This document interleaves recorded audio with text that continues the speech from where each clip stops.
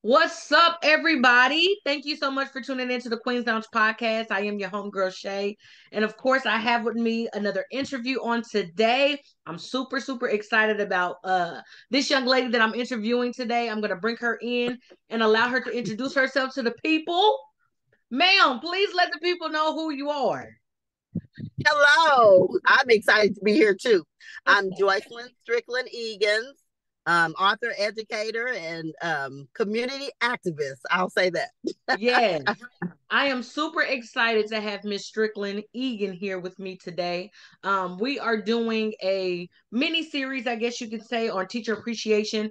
There has been a lot going on in the media about teachers, about a lot of things happening with teachers, schools, and things like that. So I thought it would be in my best interest to just appreciate a few teachers that are out here doing the job, doing the work, making an impact on students and allowing the parents to have a little bit of a break during those 8 hours. I know that's right. Because The it's truth. definitely needed. If you are a parent, you are so appreciative of a teacher that is stepping in during those 8 hours and educating your child or children. Yeah. So, Miss Strickland Egan, let's go ahead and get started with the questions. So, my first Yes. question is I do know you're a teacher, but give us a little bit of background, your degrees, your certifications, your schooling, all that good stuff. Okay. So I all of my school upbringing, my education started in Wyandotte County. So I did go to Banneker, Arrowhead, and Washington. And from there, I got my Bachelor of Education from Emporia State University, and I got my master's degree in education from Kansas State University. So I am proud of my education, not just higher ed, but my education all throughout because it really shaped me along with the community and the school, but excuse me, the community and the church. The school was a very important part of my education. So I was in the classroom teaching elementary school for 25 years. And for the Wow. last 10 years, I've been an instructional coach. So elementary the whole time. And as an instructional coach, my job is to teach the teachers. So to improve their practice is what I do. Wow. That's amazing. And speaking of your educational background, I also noticed that you're AKA. Oh, say it now. Yes, yes. And I I did. I know. was initiated at Emporia State in 1988. Wow, I know a few young ladies who are a part of that sorority, and what a amazing sorority that it is. It is. It's all about service. Yes, ma'am. Yes, that is amazing. So 25 years of teaching, that is incredible. And to Mm-hmm. be able to do a job for that long where I feel like the pay is minimal because Yeah. nobody can pay you all the amount that you deserve. And to be able to do a job for that long, it has to be a passion. It has to be something you are passionate about, not only passionate about, but want to make a change. Oh, definitely. And that's the whole truth. I like education and I love teaching because no 2 days are alike, and because you see somebody evolve even in 186 days from what they know when they first step in to what they know when they leave that classroom. It's amazing to see the amount of growth in a human being in that year's time. So it is amazing, and it is giving back. I do feel like it's a ministry. I don't feel like it's just a job. I Yes, do feel ma'am. like it's a career that has helped me take care of my family, send my children through college. But no, they never could pay you enough. It's not a price tag on what you do. And sadly enough, teachers, a lot of the rewards you get are intrinsic. Nobody's going to come every day and pat you on the back. Nobody's going to come every Absolutely. day and say, thank you for talking him off the cliff, or thank you for teaching him how to add. Nobody's going to give you those kudos every day. So Mm-hmm. as a service, you have to know in your heart that you're doing the right thing and that it's a purpose for your life and to keep going and going and going. A lot of times you do have to encourage yourself. Yes, I believe that. Now, Miss Egan, when you used to teach, what grade did you teach? I taught fourth and fifth grade for the majority of the time. That's awesome. I Any person that works with children to me has a awesome job because I love kids. And to be honest with you, I would prefer to deal with children than to deal with adults. It is easier. You know why it's easier? Yeah. Because children can adapt and change. Adults are stuck in their ways and they think they know Yes. everything. But children will roll with it and they give you so much joy. They think outside the box. They say what they think, that can be good or bad, but they're curious about everything. So it's just they are different human beings. They really are. And they can be shaped and molded a little more than grown-ups. I agree. Especially at that age. But let me tell you something. Yes. And some people don't want to teach fourth and fifth grade because they think they are too mature, but they're not. They still like to be read to. They still like games. They still like to be competitive. They still like to be told what to do. So don't be scared of them. But I was going to say that when I was in the third grade, I knew I was going to be a teacher. Literally knew. Really? My teacher at that time was not the best teacher, and I was always called an early finisher. And so they really didn't know what to do with students that just did their work, not only finished early, but it was right. So a lot of that time, I would just boss the other kids around when I got through with my work.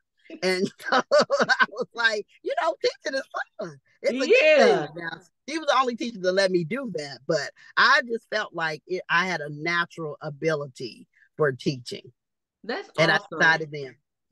That's amazing. Now, with you being a coach, coaching other teachers that are in the teaching field, do they have to come up with their own lesson plans? I know that they have a curriculum that they had to abide to, but do they have to come up with their own lesson plans? Yes. And so that is a part of the work. And I mean, teachers spend hours mulling over lesson plans. So what happens is you get a lesson plan, it's in the curriculum, but then you have to cater to the clientele that you have. So even if your reading curriculum, for instance, says this is what you say, this is what you do first, second, third, fourth, and fifth, you have to study that plan and then cater to the students that you have in front of you.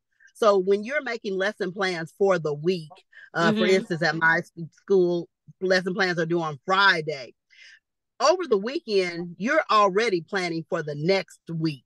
Right. Lesson plans take a long time, so that you use the recipe for the lesson and tweak it to you might have students in your class that are English language learners. So I got to tweak this lesson so those students can understand. Then you might have students that have a special learning disability. I have to tweak this lesson so it caters to them. Then you might have a lesson that's all about, let's say, America, that might not include other races. And so now I got to tweak it so that it includes everybody. What would their view be? What would their take be? Then I might have some students that can't sit still that long. So now I got to change the lesson so that I do it in little bursts and not all at one time. And what am I going to do in between those times? And then what am I going to do for students who don't understand it the first time? So I need to water it down, or I need to go slower so they do understand. So it's a lot into lesson planning. It takes a lot of time. It sounds like a lot. Even if you already have the blueprint. So that's a myth that you just get up in front of a class and just read what the manual says. That is not true. Good teachers don't do that. They can't afford to do that. Yes, ma'am. That's awesome. I do believe that it's so important to be so detailed in your lesson planning. Yes. And to be able to have, I guess, like a overall idea of what it is that you're supposed to do in the lesson, and then have to take that and dissect it. Ooh, that's a lot. And that reminds me of ministry, because when you have to give a word to the congregation, come on. You got to know what you're talking about. Listen. Yeah, you have to know the goal, and they have to know the goal. Yeah, that's why sermons have titles. Yes, that's it. Yes. And it has to make sense not only to you, but when you deliver it. Yes, it has to make sense so that the person that's receiving it can understand it. It's true. You're right. I can see why that's relatable to teaching. Absolutely. So, Ms. Egans, what would you say you were as far as the type of educator? What kind of educator were you? Oh, I still am. I am always thinking positive. I'm always organized. I'm always well planned. I always try to plan for the what ifs, and what if this happens, or what if this happens. I like I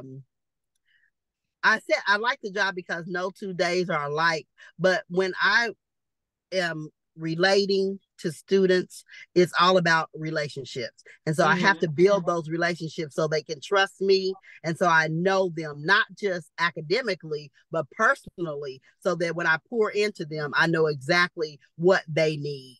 So as a teacher, I was always motivated. I always tried to be fun. I never wanted to be boring. I didn't want to bore myself. So I never taught the same lesson the same way. Not Yeah. ever.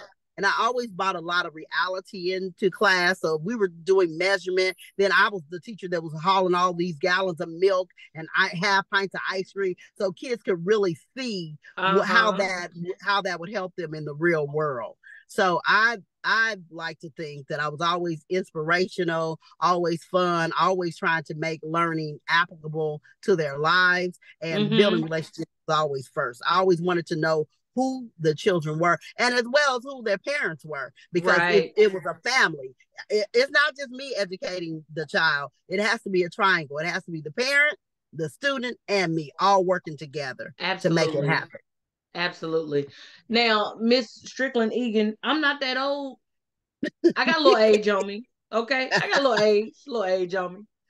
But when I was going to school, it was not so, it was more so black and white. Okay. We gave the teachers the lesson plan. They're gonna give it to you. You do what you need to do and you go forward with it. But I love how the progress of education has gotten.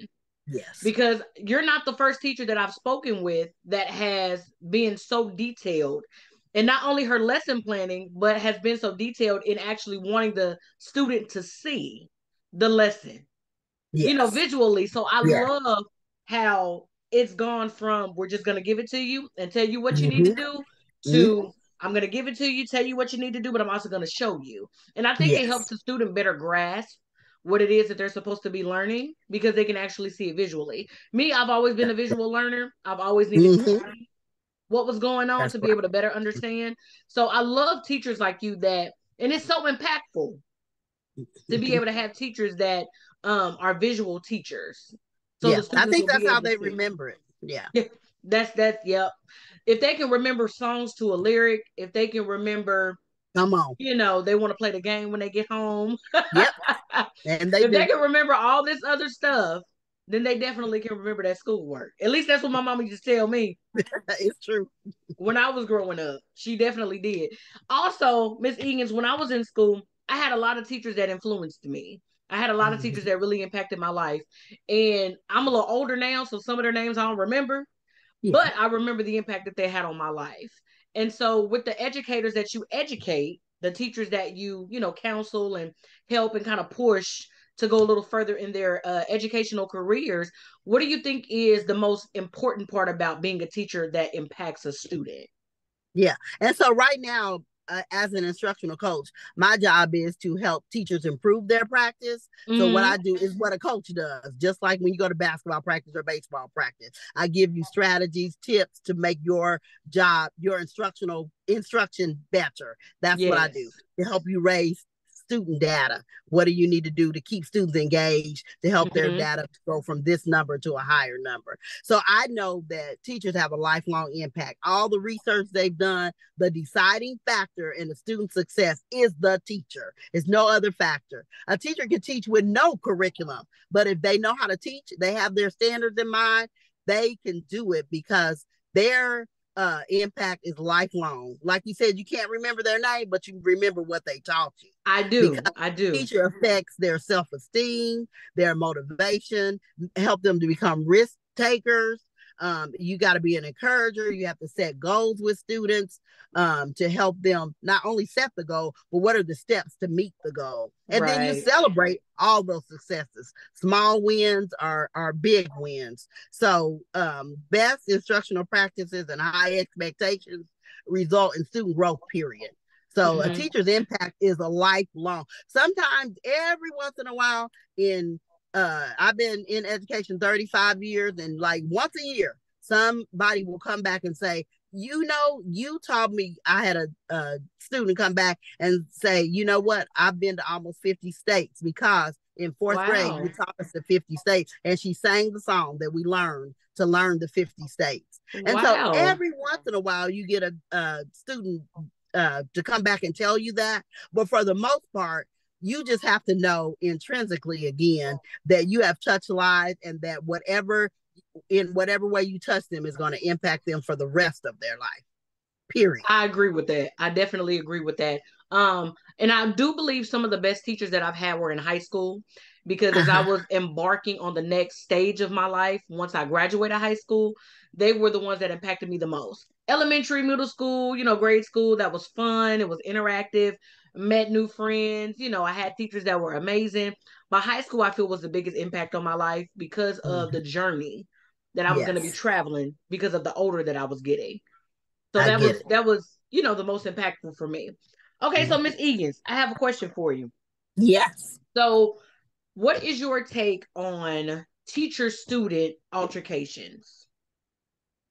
Tell me more about that question. Okay, so I don't know if you're familiar, but there was a teacher. She was a substitute teacher, which I think are just as important as regular teachers, because they fill in the gap. We need them. Yes. Absolutely. They fill in the gap when regular teachers aren't able to be present. So there was a substitute teacher who had a physical altercation with one of the students. According to the video, the young lady had a cell phone in the classroom. The teacher confiscated it, and she tried to get it back. She invaded the privacy, or invaded the space of the teacher, and there was an interaction. Hands were put on one another. She had to, kind of slam her down and hold her down and get help. So how do you think the situation could have been handled better? Well, first of all, let me tell you, teachers really feel like they have a lack of support. And when you sign up, when you go get your degree for teaching, it's not about combat, it's not about self-defense, it's about instruction. So in those moments, you don't know how you might react, because when we were going to school, now I'm going to say we, but I know you're a lot younger than I am. When we went to school, teachers were to be respected. Correct. Now that respect is lost, and lots of students feel like they don't have to do what the teachers tell them to do, and they don't have to listen. And some of their parents get on board with them and say, if she does such and such, you just call me. And the parents are attacking teachers also. So people can say what they're going to do in an event like that, but until it happens to you, and you got to remember, teachers are around these kids 8 hours a day for every single day. So they really know.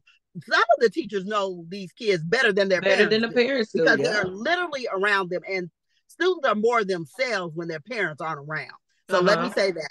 So I know people in the people that are outside just looking on the inside, are saying, oh well, the teacher shouldn't have put her hands on her, and she shouldn't have got that angry. But you don't know what you might do when you're in self-defense mode. And I feel like that. Well, and you don't know her history of what happened with this student and her before that day, and what's going to happen after that day. But I do know that teachers feel like they have to defend themselves because of the lack of respect. And so I might be the wrong one to talk to, because I have told many a student, don't come for me. I know that's right. I'm not coming to work to get fired, but if I have to do something to protect myself or my other students, and if that's what it is. Absolutely. But I do know we need to do a better job about protecting our teachers, and about at home with teaching students to respect authority, period. I don't care where the authority is, but if they would respect authority, then we wouldn't get to that point. Absolutely. Me personally, I feel like the teacher had every right to defend herself, because I feel like it's one of those type of situations where if I feel like I'm being attacked, your age don't matter. Yes. You know what I mean? Your age don't matter. I'm just trying to get you off of me. I'm in defense mode. I'm trying to get you off of me. And I feel like if you grown enough to put your hands on me, then I'm grown enough to get them off of me. Period. And that's anywhere. That's any job. They just try to act like it was teacher against student, but I don't care if it was customer against cash register worker. It doesn't matter. It was the same kind of incident. I disagree with that, because I know that any teacher, I don't care how good or bad a teacher you are, when you feel threatened, then that's when your instincts take over. Bottom line. Absolutely. And that goes into my next question. I feel like there is a big decline in respect for teachers. There really, really is. Because when I was going to school, as you just pointed out, we were to respect teachers. Mm-hmm. We were to go to school, get our education, do what we needed to do there, and go home. Period. You wouldn't catch me. First of all, I was scared of my mom and daddy. Thank you. That's number one. Thank you. I'm Grandma too. 35 and I'm still scared of them. Thank you. Ain't no way I was going to school, putting my hands on a teacher, cussing out a teacher, going behind a teacher's desk. First of all, my phone shouldn't have been out. That's number one. Yep. That's number one. Number two, it wouldn't even got that far. Right. Because I'm scared of both my parents. And because I'm scared reason. Exactly. And because I'm scared of both of my parents, I wasn't even gonna take it there. That's right. Wasn't gonna take it there at all. But I feel like there is a huge decline in respect for teachers. I feel like the discipline starts at home. Mm-hmm. And not only does it start at home, but I feel and even if it does start at home, like you mentioned, kids are more free, more open, more themselves when they're not with their parents. And so they may have a tendency to do what they wouldn't do with parents somewhere else. Mm-hmm. There's influence of friends, it can go a little deeper than, what we see or what we think it might be, but it's absolutely a decline of respect for teachers. And it really starts with the politicians. They don't put any value on funding that's needed. They don't put any value on the teaching profession. So when politicians are steadily trying to get laws for school of choice, or for we don't need money for special ed, or we don't need money for teacher pay, it really starts there. It's a lack of respect as a country before it even gets down to the local, state, and community and county. It's a lack of respect there first. So when you hear all that stuff on the news about, educational funds are being cut, and that we don't need a special ed program, and teachers don't need retirement, and they don't need a union. I mean, all that stuff is disrespectful. It's saying to educators everywhere, we don't value you and we don't care about your profession. And without teachers, I mean, our future is bleak. Without education, our future is just bleak. So when we're serving our students, we're literally serving our community and our state and our country. So I believe that disrespect starts with the politicians. Mm-hmm. And then it goes back to community. When we were growing up, the community and the school were one. They were one. That's why you have Wednesday church school. We all went to the church, came into the school on Wednesday, and when you got out of school, you had church school because they were one. They were partners. So we need to go back to that partnership, because that gives a respect of educators in the community, that they are a viable part of the community. They are a working part of the community that they serve. Teachers are not trusted to make decisions about instruction. So when a curriculum is handed to teachers and then they are told, follow this and don't deviate from it, that's not in my district, but in a lot of districts it is. You're handed that book and you better read it word for word, don't do anything else. That's a lack of trust. So again, that's disrespect. You're not respecting me with my professionalism, that I can make sound decisions about instruction. Right. And then nobody wants to teach. Because of all this disrespect, you're not getting quality teachers. And when you don't have males in education, you don't have minorities in education, the decline is just is rapid. And so you get what you get, right? Just like you were saying about the pay. If you don't want to pay teachers what they're worth, they do it 1 year, then they out, because they are taught in college what it's going to be like, but then they step into the real world and they're like, no, it is way too much work. It's way too much work. So all that equals disrespect to me. I agree with you. You couldn't have said that any better than what I would have said it. And with you having the 35 years of experience, I'm sure that you've seen it all. Yes, definitely. Seen a lot of teachers come, a lot of teachers go, teachers break down. I'm pretty sure that you have seen quite a bit of that. That. Okay, Ms. Egans, this is my last question for you. So do you think that the school systems have a responsibility to the teachers? Oh, definitely. They owe them, actually. Yes. Because, like I said, if the school shuts down, the community shuts down. Uh-huh. And I don't know if the people need to look up the history of school. They first started having Sunday school because the children were running amok in the streets. They were just running wild because the parents were going to work and there was nothing for children. And so that's when they started to have public education and free education. So when the system is all about standardized testing, then you're shutting down the creativity of professionals, educators.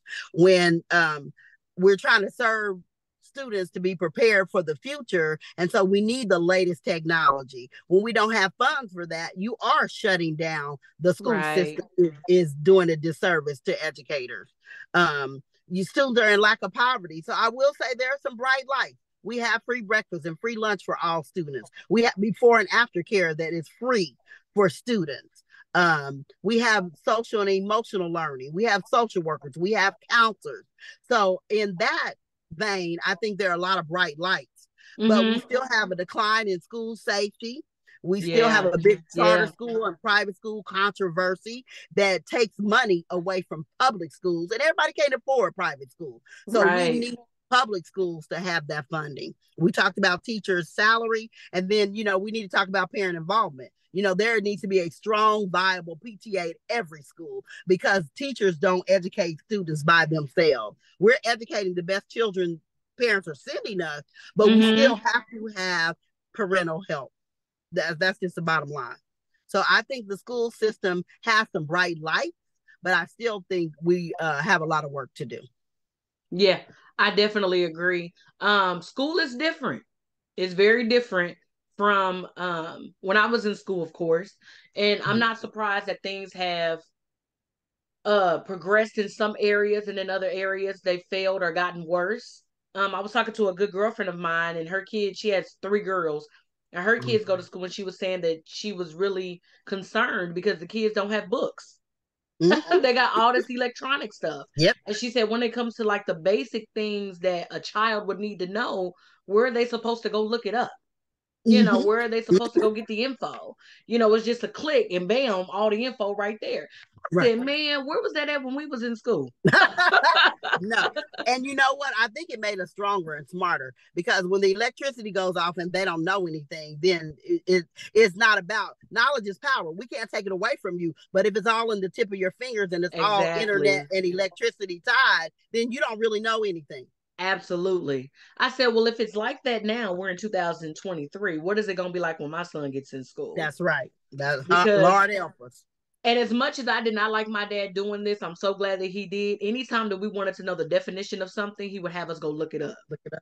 Oh my gosh, that would make me so mad. That would make me so mad. I'm like, Daddy, if you know the answer, just tell me.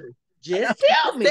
He was like, no, I want you to know it for yourself. Go look it up. Oh, that would make me so mad. But I'm so glad that he did that because I did not know in 2023 that kids would have all these electronics that they can just easily talk to it, push a button, and everything is just right there. And it makes me scared for the generation now and the generations to come, because if you don't know it here, I don't think it's going to benefit you as much as it would need to.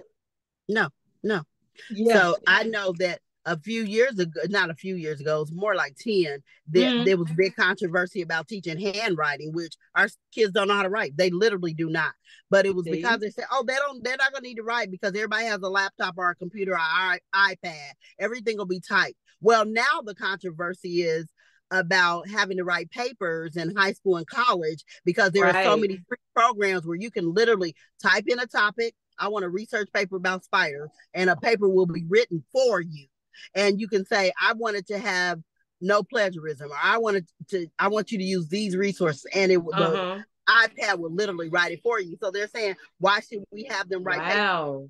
Wow. I know why, because that's what keeps us separate from the animals. We know how to read and write. Yep. Wow, I can't believe that it's that easy, huh? And I had to do cursive, I had to do regular writing, I had to write 10-page essays by hand.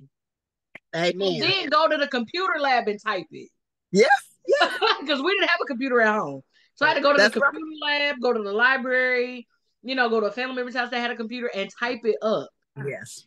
Oh my gosh, these Well, kids now got they it don't have so to do that. easy. They have it way too easy, way too easy. And that's just another, to me, it's another lower level of society.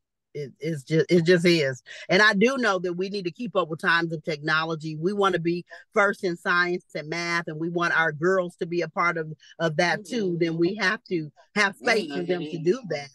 But the basics, especially in elementary school, we need to stay hold of. Vocabulary just came back. You probably knew it as spelling when you had a spelling list when you were in school and you had to took your test on Friday. Well, that Yep. left for about 8 years. Now it's coming back because they're finding out Wow. the vocabulary of our children is very, very low. Why? Because they took out spelling. So it's back, but they're calling Wow. it vocabulary. I remember that. I definitely remember that. And every Friday, you're right. We had to have a test, 10 words. And Yes. we would take it home and go over the words, write sentences for them and everything. Mm-hmm. I am, I'm praying for the generation. I'm Yes. praying for them. Not only that, but I wish that some stuff would just stick to what it is. I do believe that there are some basics in education that just need to be where it is, that needs to continue. It doesn't need to be tampered with or changed because whether they believe it or not, them kids are actually going to need that stuff. Writing, vocabulary, even math to a certain extent. You want Oh, to yeah. know when you're getting paid, how much you're getting paid, if it's the right amount, if it's adding up to the hours you working, all that good stuff. Yes. So it's definitely needed. Absolutely. Well, Miss Egan, it has been a pleasure. And it's one thing I love about talking to the seasoned folk, the seasoned ones, because you have so much wisdom. And I love it because I just soak it up. And then talking to an educator that has been doing this for 35 years is you deserve an applause for that. Well, thank you. You are so welcome. That is so amazing to be able to take education to as far as you've taken it. To be able to, additionally educate, educators by pushing them and, patting them on the back and giving them that extra support that they need because it's hard out here for the teachers. Yes, it is. It is. It It's is. hard out here for the teachers. Yes, ma'am. Is there anything else you want to say to the audience before I let you go? No, education and educators, they do it out of love. It is a labor of love. So I appreciate you having this platform to appreciate teachers and let their voices be heard. Yes, And so I ma'am. would encourage the audience to do the same. If you know a Mm-hmm. teacher, just reach out, send a text, tell them how much they're appreciated because it goes a long way. Absolutely. Miss Strickland, Egan, thank you so much for joining me. I really appreciate you taking time out of your day, out of your busy schedule to come and hang with me at the lounge today. It's been a pleasure. I enjoyed talking to you. Thank you so much for the wisdom and giving us a little bit more insight on education because I think a lot of us didn't know as much as we knew today. But we got a little extra. So I really appreciate that. Of course, I am your homegirl, Shay. And if you are not, you need to be following me on Facebook.com at the Queen's Lounge Podcast. You can also find me wherever you listen to your podcast. Check me out. I am here for you to listen to. Miss Strickland-Egans, thank you once again. This will not be the first or last time you hear from me. All right, y'all. Peace. Thank you so much.